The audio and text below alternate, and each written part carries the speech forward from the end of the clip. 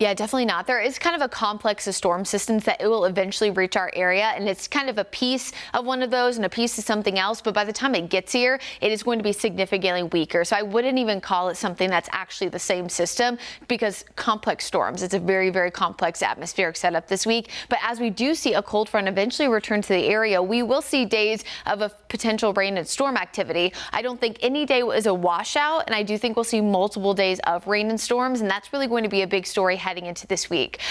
Average temperatures this time of year around 74. Today we're in the mid 80s, which is more so late spring, if not early summer. We're talking late May and early June. So the above average warmth continues, and then eventually the rain and storms, that's kind of a secondary story, because tomorrow we're still going to be warm, but the storms don't begin actually until Tuesday. So if you are thinking to yourself, I do not want it to be stormy, I do not want it to feel like summer, Monday is probably going to be the one day you'll have that storm free, because every single day of the upcoming week, we're looking at least a small chance of a pop-up shower or thunderstorm.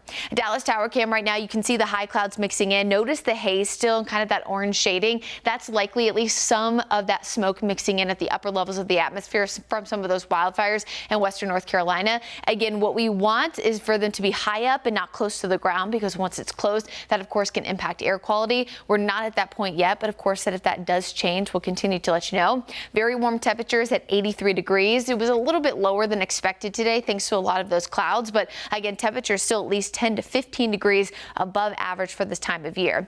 So far, the high temperature, this is a map here that shows you the departure from average, so you can see a lot of pluses across the board. Now tomorrow we're going to see more pluses, but I wouldn't say it's warmer tomorrow than what it was over the weekend. Again, approaching cold front is going to bring us more warmth over the next few days and eventually the rain and storms. But as I mentioned, this is a complex system that's kind of pieces of other systems, but eventually once it reaches us, that's when it brings in that chance for rain. Again, it starts on Tuesday, but this front does seem to last for multiple days, and as it stalls, it'll bring us multiple opportunities for rain and thunderstorms. Now again, not great if you have outdoor plans, but we actually are still under drought conditions here in the Carolinas, and on top of that, because of the ongoing wildfires in parts of both North and South Carolina, it will be beneficial where it falls. Again, this is not a widespread washout kind of rain, but we will see pop-up storms every single day starting on Tuesday. Right now it looks to be Wednesday, Thursday that are the most widespread opportunities for rain, especially on Thursday, with a lot of Friday's rain in the morning before we do start to filter it out a bit